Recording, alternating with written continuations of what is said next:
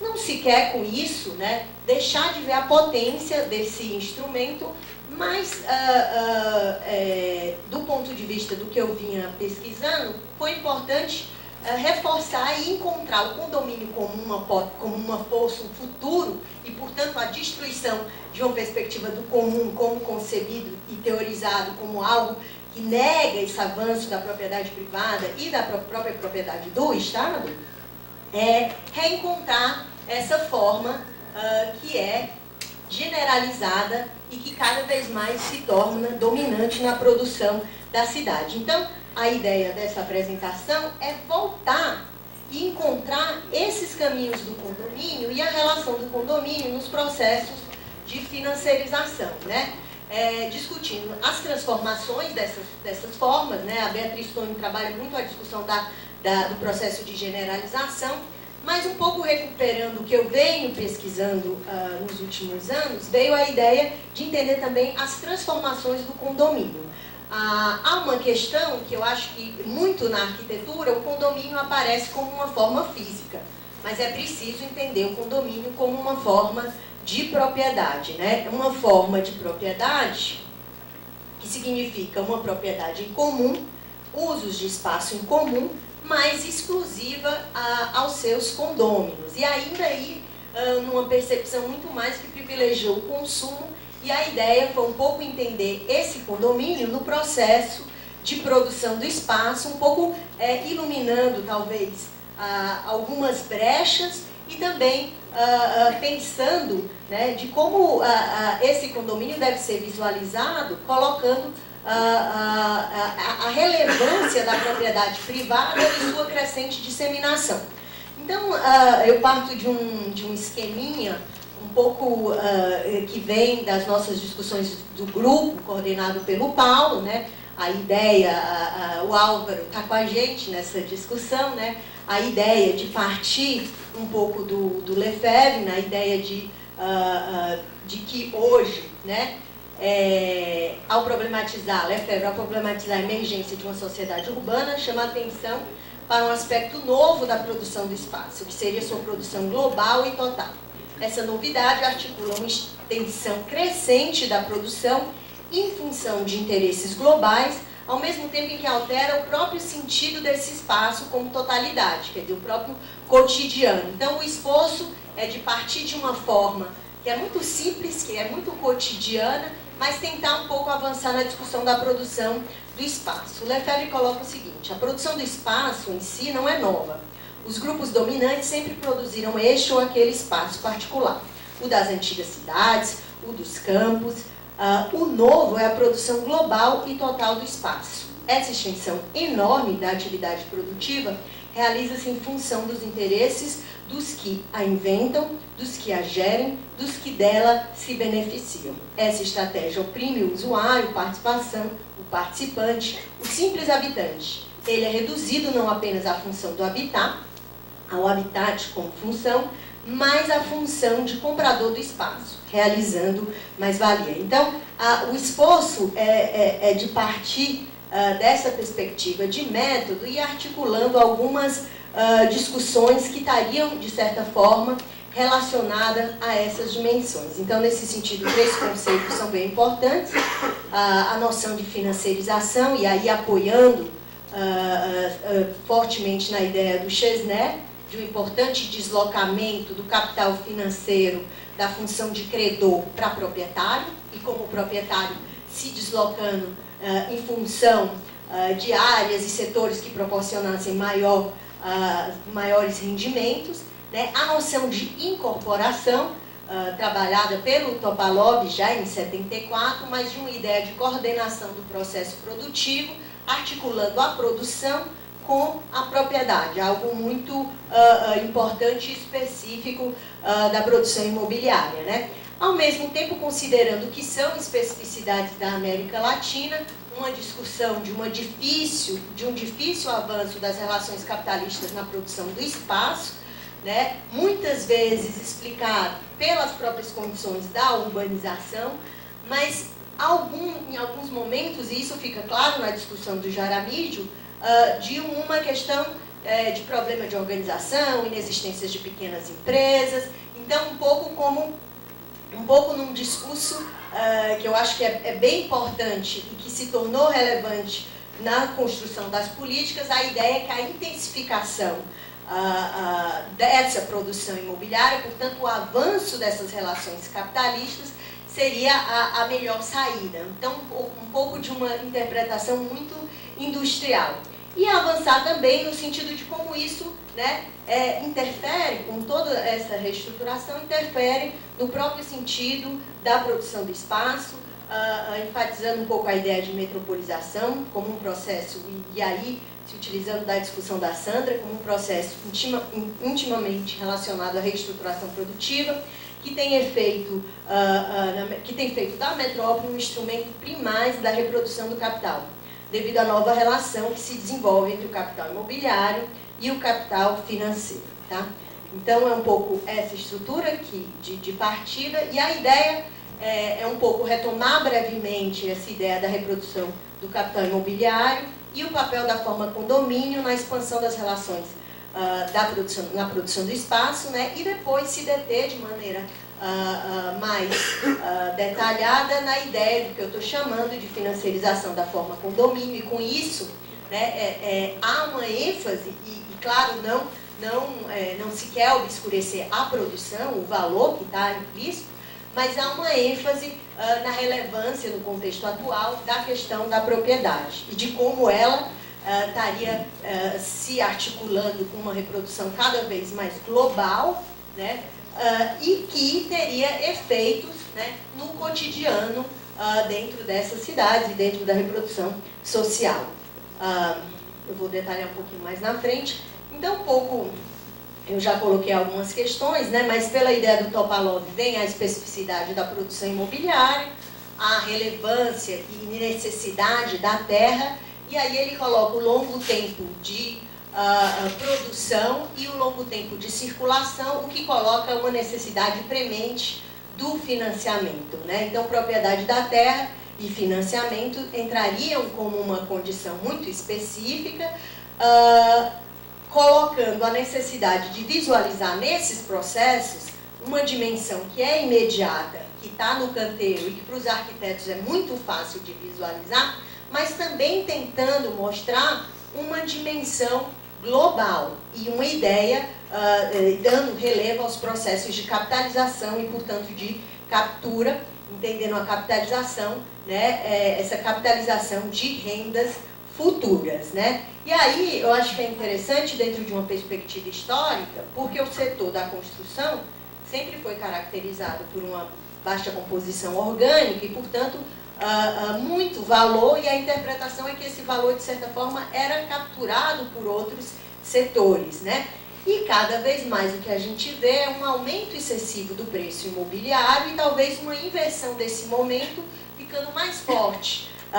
Um movimento de captura pelo próprio setor imobiliário e um descolamento do preço ao valor, esse valor mais imediato, né? Então, a importância dessa discussão de entender esse movimento de valorização e capitalização como algo central, né? E destacar que cada vez mais a gente está diante de uma indústria da propriedade. E aí eu acho importante colocar que no curso dessa expansão do mercado imobiliário, a generalização da forma condomínio, que é capaz de fragmentar a propriedade original da terra e multiplicar o número de proprietários, dá força à indústria da construção imobiliária, né, para que essa seja percebida cada vez mais como uma indústria de propriedades imobiliárias, onde construção e terra são indissociáveis. Então, é um pouco esse o ponto de partida para a gente chegar na noção do condomínio.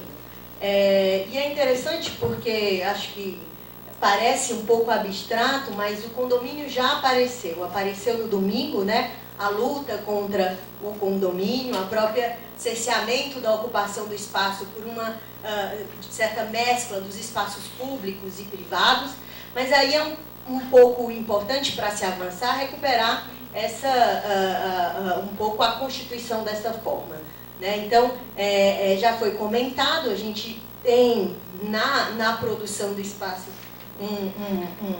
algo, uma herança que, muito constituída no momento da ditadura, e é importante recuperar que a regulamentação da forma condomínio, na sua feição mais moderna, ainda hoje a lei é essa lei que se usa para aplicar, para implementar os condomínios, ela é de 1964, ela foi feita uma nova lei em 65, muito mais para dar maior amplitude, para permitir o faseamento dos condomínios, e o que é potente nessa lei de 64, que é a 4.951, é a sua articulação com a forma de produção. Então, na lei, você tem a instituição da forma condomínio e tem a instituição da forma de produção incorporador. Lá se institui a figura do incorporador, né, reduzindo os tipos que poderiam ser incorporadores, inclusive delimitando o proprietário de terra como um dos possíveis incorporadores, né, e essa fusão.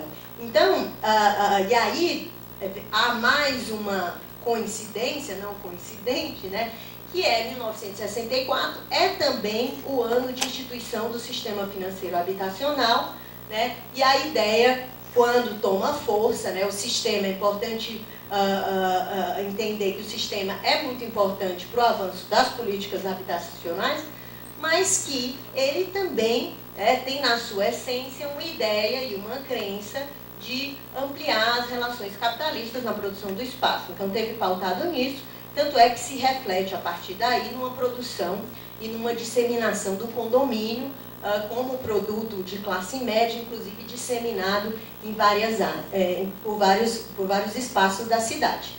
Lembrar que nos anos 80 o condomínio se mantém, e a ideia do condomínio ganha força como condomínio fechado, e eu acho que essa interpretação, apesar de importante, ela mais uma vez obscurece o condomínio como forma de propriedade e dá mais visualização à forma, né, como uma forma física de segregação, né? E ele permanece como uma figura, em termos de viabilizar negócios, como uma figura muito importante, porque ele vai permitir o autofinanciamento, é uma forma de organização que permite, mas essa ideia dele permitir a organização e, de certa forma, processos de centralização de um determinado capital para viabilizar a construção, ela vai ser muito importante nos momentos atuais. Ele se torna uma unidade importante e relevante para a centralização desse capital, né? E aí é importante lembrar, e isso, né, eu não vou ter tanto tempo de desenvolver, mas principalmente se queremos discutir a questão do cotidiano e a repercussão, é que no Código Civil de 2002 avança a regulamentação do condomínio. Então, avança-se nesse sentido, inclusive discutindo, se definindo o que seria uma postura antissocial, ampliando as possibilidades de regulação e, inclusive, de delimitações muito mais fortes. E é um momento que os condomínios, de certa forma, já vão caminhando para uma escala maior, né? E aí vem a ideia de entender esse processo de dominância do capital financeiro e dessa aproximação na produção imobiliária, e eu vou me deter mais a processos concretos, embora fique evidente que nesses processos é muito relevante a inserção dos fundos de investimento, dos processos de securitização, mas eu tentei me colocar principalmente nesses processos mais concretos. E aí, dentro do que eu estou chamando de financiarização da forma condomínio, quer dizer, é uma aproximação de processos de centralização do capital nessa produção de condomínios, eu vou definindo dois processos que não são lineares, né?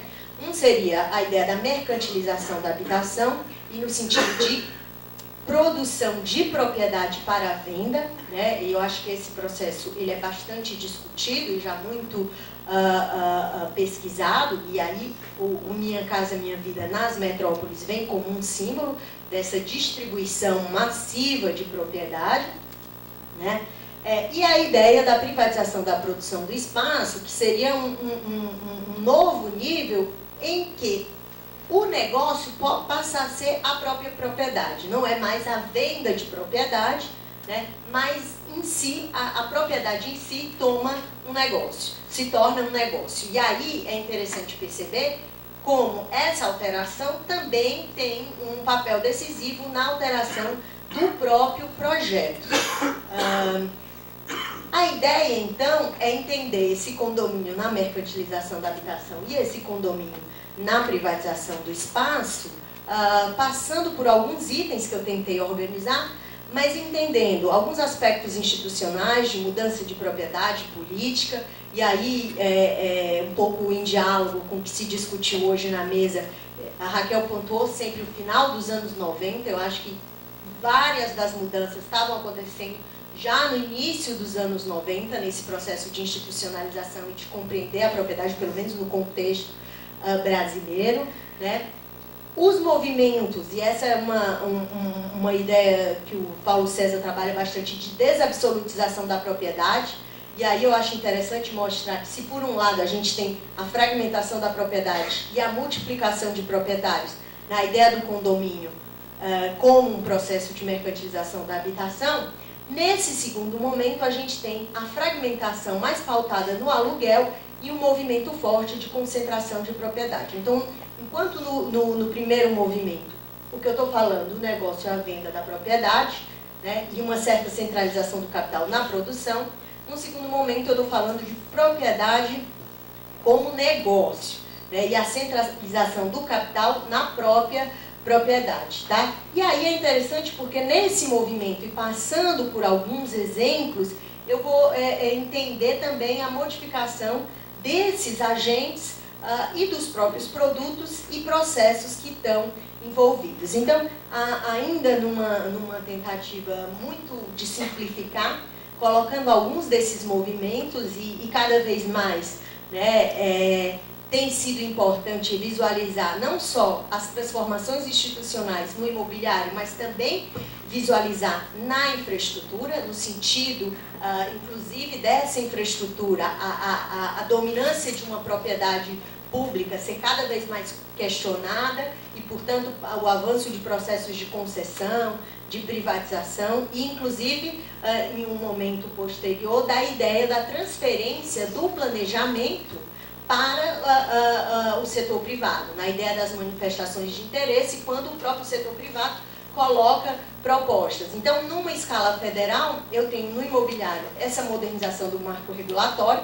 Eu acho que o principal elemento é a alienação fiduciária, né, onde essa propriedade, de certa forma, se flexibiliza e facilita muito a retomada pelos proprietários e pelo próprio banco. Portanto, ele tem mais condições, tem mais segurança de financiar o imóvel. Então, para esse movimento da venda é muito importante das propriedades, mas também o patrimônio de afetação e uma figura que se popularizou muito mais, que é a SPE, que é a Sociedade de Propósito Específico.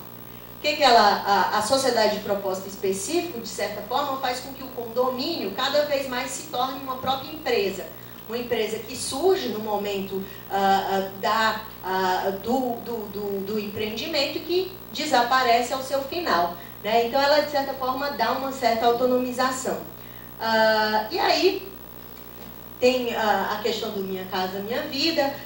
Para o segundo movimento, acho que alguns ajustes da lei do inquilinato foram bastante importantes e uma transformação radical no Minha Casa Minha Vida, com a política de subsídios e com a extensão do crédito, né, e um importante papel do fundo público, principalmente nessa disseminação de propriedade.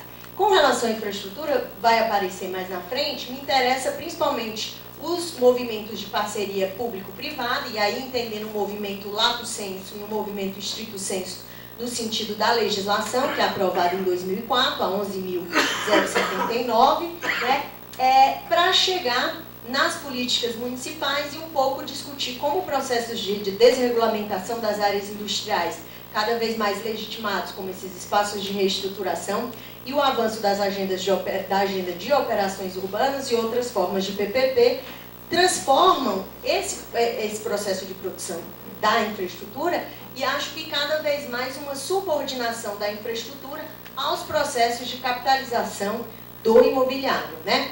Então, primeiro falar um pouco desse primeiro momento do condomínio, que de certa forma avança na mercantilização da habitação, entendendo o nosso histórico de urbanização, de entrelaçamento de diferentes formas de produção, né? Esses territórios mais distantes, eles não tinham sido produzidos em relações totalmente mercantis, né? Conviviam, e esse movimento vai avançar no sentido de dar mais força à mercantilização da habitação. Esses são dados para todo o Brasil, produzido pela própria Associação Brasileira de Incorporadoras, né, que dá conta entre 2008 e 2017, né, na verdade a expansão já ocorre antes, né, para elas é importante mostrar a narrativa da relevância do programa Minha Casa Minha Vida. Foram produzidas, segundo os dados da Abrainc, 6,3 milhões de unidades, né, das quais cerca de 77% eram do programa Minha Casa Minha Vida. E aí eu estou falando de todas as faixas do programa. É interessante mostrar e trazer um elemento de diálogo com tudo que vem sendo discutido, né, que essa expansão e disponibilidade do fundo público e de financiamento subsidiados se mantém fortemente. Há uma retração a partir de 2013, mas a partir de 2017 há um rompimento do pacto, no sentido que se produzia habitação como uma perspectiva de ter uma contrapartida e de produção de uma habitação para essa população de mais baixa renda, de 0 a 3 salários mínimos. Então, em 2017, o que é importante destacar é que para essa faixa 1, só se atinge 3% da meta, né, enquanto a faixa 2 se produz 171% da meta, né? Então, numa reversão, inclusive, do que tinha sido a proposta inicial do programa, com todas as suas limitações. O que é interessante é que o condomínio, que também é sempre visto como uma forma de reduzir os custos comuns, aliás, em 1938, quando ele é regulamentado, tem esse discurso social, para reduzir e viabilizar a produção da habitação social, né? Ele, de certa forma, vai sofrendo uma série de rebaixamentos e se visibiliza, fica muito evidente, né, os limites da forma condomínio, que para as classes médias é visto como uma forma excelente de isolamento, inclusive de promessa de valorização, de ampliação dos preços desses imóveis, mas para as classes mais baixas representa um custo adicional e que, pela contradição, em muitos casos, representou um custo que era maior do que o financiamento ou a parcela do financiamento que eles pagavam, né? Então, eu passo um pouco dessa ideia do condomínio e desse limite, né, de para determinadas classes ele já ser uma solução que não é bem aceita e que, de certa forma, é um custo e não garante, pelo contrário, o condomínio, de certa forma, passou por processos de manutenção e a redução, a possibilidade até de recuperação do preço que foi colocado lá é muito difícil. E o que é curioso nos processos em pesquisa sobre o Minha Casa Minha Vida, né, que foram muitíssimas, mas de como o trabalho social foi substituído por uma ideia de formação de condomínio. Então, de uma conscientização que se está no condomínio, uma conscientização da necessidade de cuidar, como manutenção, né, dos preços. Então, uma despolitização total e, inclusive, uma discussão do que poderia ser esse trabalho de assistência social. Essa é uma reclamação constante de quem estava próximo desses processos. E aí, tentando chegar para o espaço e trazendo aqui um pouco de uma pesquisa, que foi basicamente colocar os empreendimentos, os lançamentos, as incorporações imobiliárias residenciais de São Paulo, no período de 2007 a 2013, no espaço, né? E dar ênfase para a produção das 23 maiores empresas, aquelas que se reconheciam vínculos maiores com o capital financeiro, e, de certa forma, o que se vê é o esgarçamento, né? Os condomínios chegando nos limites da mancha urbana, né? E com escalas grandiosas. Eu vou mostrar 2 condomínios que um pouco ilustram essa escala. Um é esse que está mais à esquerda, superior, que é o de Cajamar, né? E um pouco à direita, grandes condomínios em Guarulhos, um pouco para dar, para vocês visualizarem do que eu estou falando, né? Então, são condomínios, e aí eu não estou falando mais da faixa 0 a 3, são condomínios que foram... foram condomínios que foram colocados para o mercado. Nossa, vou passar rapidinho. E aí, a crise, de certa forma, faz a gente repensar essa dinâmica do que está acontecendo e dar mais visibilidade para certas dinâmicas da própria transformação da propriedade, né? Fica evidente um movimento de redução, mas essa crise também significou algumas outras dinâmicas. Um aumento excessivo dos distratos, né, a maior dependência do programa Minha Casa Minha Vida, a concentração de propriedades pelos bancos, a ampliação da relevância de agentes financeiros que compraram estoques que não conseguiam ter liquidez, serem vendidas, mas ao mesmo tempo o próprio mercado imobiliário, pensando na diversificação desses produtos e, de certa forma, produzindo imóveis já vinculados a uma ideia de renda no movimento, né, de uma certa recentralização.